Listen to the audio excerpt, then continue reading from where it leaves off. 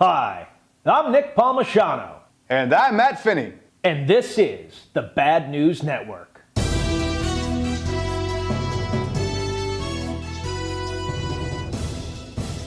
President Trump was almost impeached this week. Why almost? Because the House has yet to deliver the articles of impeachment to the Senate. As such, the process hasn't completed. Once the articles go to the Senate, he is officially impeached, and then the Senate is solely responsible for the trial. In my opinion, Nancy Pelosi is realizing that she held this vote too early, and this is now an attempt to string things along so that they don't get killed right off the bat as soon as they hit the Senate and kind of give Trump momentum going into the election. The results that I'm seeing, however, is that this is really making it look like the Democrats are playing games with the process, and the American public is not appreciating it. You need look no further than recent polling in battleground states by CNN that show that the president is beating everyone except for Joe Biden, which he's tied with. Looking at these numbers and seeing everything that's happening, you have to think the Democrats are absolutely dropping the ball with this election right now. Trump is weak in a lot of areas and is pretty easy to attack, and they've been unable to do it in a consolidated way that has any value. Last week, progressives were loving every minute of attention that media darling and climate activist Greta Thunberg was giving them. They bashed critics and reminded us all that nobody should be attacking a child. This week, they decided to eat their own when the teenager decided that they should put politicians up against the wall. She was immediately accused of advocating violence against world leaders. Greta apologized and explained that in Sweden that meant holding people accountable. Unfortunately, that hasn't stopped them from attacking children. This is just a subtle reminder that we're all fallible, and if you get into that judgment/purity test business, you'll eventually be destroyed by the monster you helped create.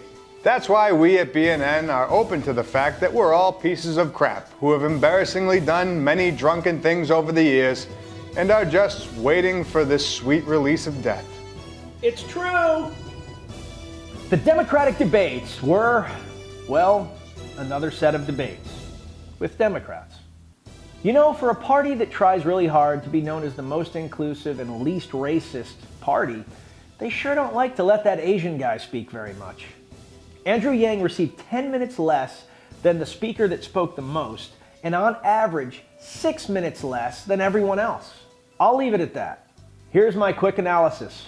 Biden had his best night so far. He was quick on his feet, he was lighthearted, and despite the continuous efforts of the Democrats to crush this guy, he keeps maintaining a top position in the polls. It's my opinion that he remains their best chance of winning the presidency. Amy Klobuchar, she had her best night so far. Despite everyone's effort to kind of throw her aside as the moderate, it's been interesting to watch people actually move closer and closer to her positions. It's hard not to respect her as a thinker. She was tough, she was well-reasoned, and she hasn't changed who she is one iota. Just remember that when all of these debates started, the only person that was saying that Medicare for all was a bridge too far was Amy Klobuchar. Now, everyone except for Warren and Sanders have come around to her position and are pretending that they were thinking along these lines the entire time. Warren and Buttigieg, they both lost and they did it to each other. While both sides are claiming victory, the spat that they had continuously on national television actually exposed holes in both of their games and really made them both look catty and maybe small-minded.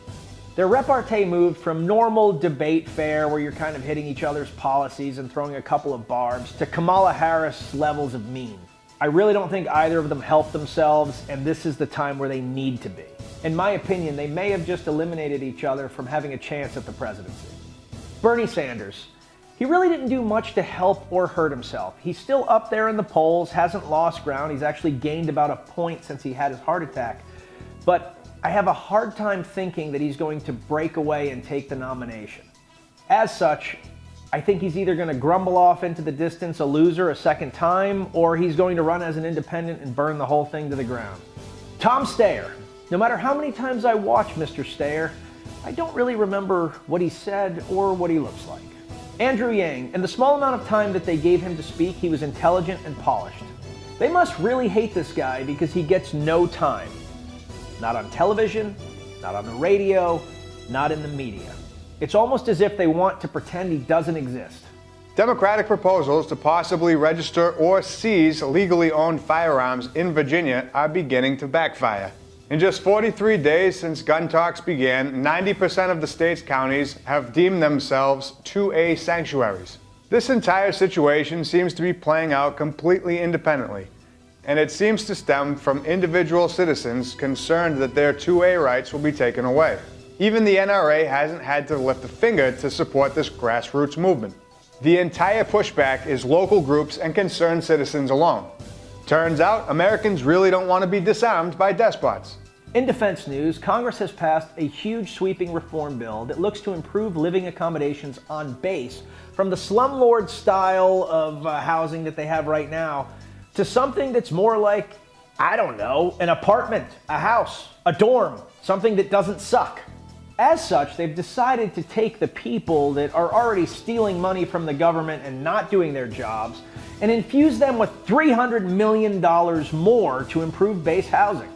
I'm sure that's going to work out great.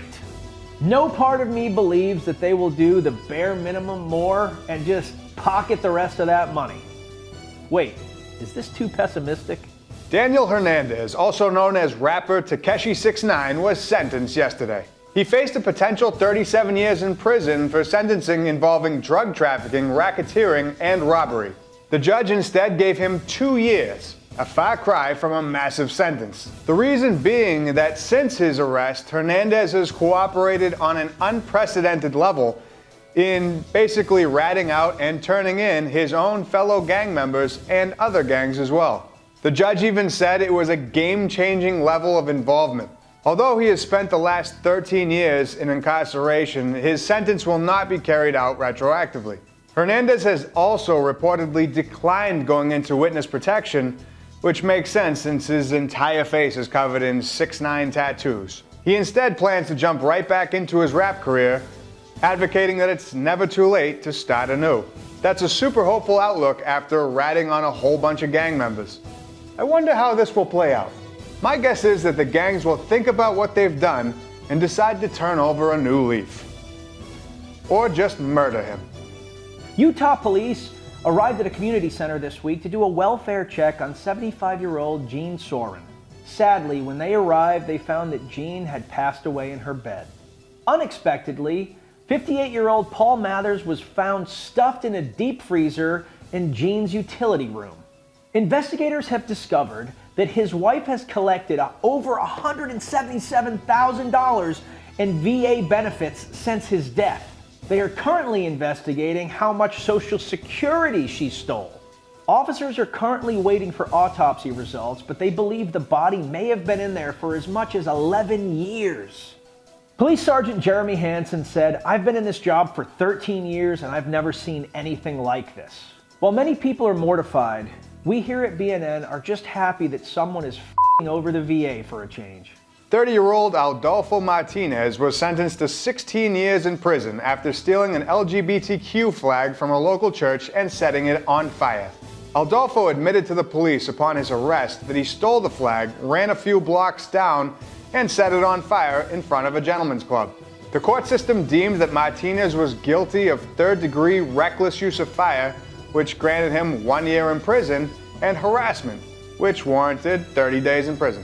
They also deemed it a hate crime, which warranted 15 years in prison. Now, what Adolfo Martinez did was clearly dumb and fueled by ignorance and prejudice. But come on, man, 16 years for toasting some fabric? I can think of a number of ways to better mend this situation. What he did was just plain mean, but hey, if you're that offended by it, kick his ass. People burn the American flag and nothing happens. The guy should get served for theft and setting property on fire. He should then probably be forced to serve the community against which he committed these crimes, interact with them, get to know them, and then realize that sexual orientation aside, they're exactly the same as him. The guy sucks, he's got priors, he's an absolute lowlife. But this seems like a gross overreaction in a time of many gross overreactions, and people need to chill with that mess and just go back to good old-fashioned mutual combat. A FedEx driver shot an armed robber that attempted to hijack his truck in North Philadelphia this week. Apparently, the gunman shot the driver in the stomach, at which point the driver drew his own weapon and fired relentlessly at the attacker. Shortly after arriving on the scene, police found the gunman a few blocks away with multiple bullet wounds to the torso. The suspect died at the hospital while the driver is recovering and is in stable condition. It is not yet clear whether the criminal was a member of rival gang UPS. A Southie man was arrested for the most Boston crime ever this week. The unnamed man allegedly stole a box truck filled with $10,000 worth of lobsters, then engaged in a low-speed pursuit with another box truck, then crashed his box truck into the pursuing box truck intentionally.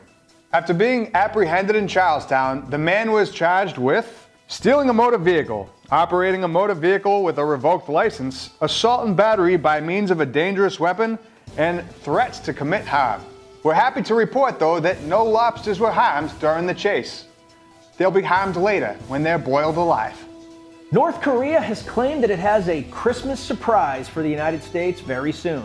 Most experts agree that this surprise is going to be an ICBM missile test or maybe a nuclear test. But Carl thinks it's going to be just them continuing to starve the shit out of their people.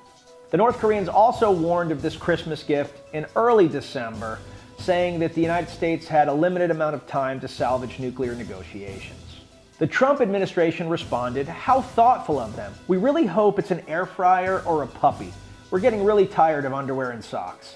And finally, in Florida man news, a man was arrested for throwing a Pop-Tart at his wife. He missed her with the actual pastry, but his crappy follow-through led to a slight swipe of the arm, leaving a tiny red mark on her. This led to the charge being upgraded from attempted battery with a pastry to actual battery due to terrible athletic performance. This isn't the first time that Pop-Tarts have reared their tasty heads in a dispute. In October of this year, a 15-year-old received a busted eye socket when hooligans set upon her with Pop-Tarts and Rice Krispie treats. In March of 2018, another student was charged with assault for smashing a Pop-Tart into a girl's face. And of course, let us not forget the sad, sad day when an elementary school kid chewed a gun shape into a Pop-Tart and threatened his fellow students. It's a good thing they expelled that kid. Bottom line, Pop-Tarts are the glove into which Satan slips his hand. And with that, I'm Nick Palmisano. And as usual, I'm Matt Finney. And this is the Bad News Network.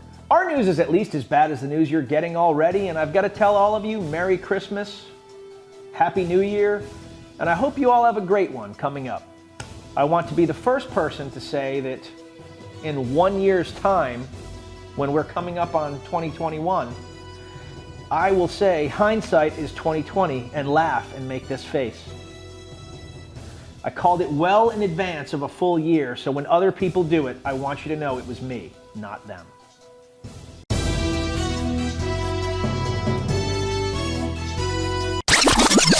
Matt and I thought it was important to be on screen together to cover this one galactically enormous, amazing, powerful, fastidious story. Which we know you've all been biting your lips about. What's going to happen, you're probably thinking. What are they going to talk about? In breaking news, West Point And the Naval Academy have come out to tell everybody that the cadets and midshipmen were not, in fact, racist when they made the OK symbol on national television, but instead were only playing the circle game. Oh. I'm shocked. I thought for sure that these students were taking this moment on national television to let everybody know that they were all about that white power. So we wanted to be here to tell you the shocking news that it wasn't racism and it was just abject stupidity amongst 18-year-olds. All right, well, I guess we get out of here. Let's go.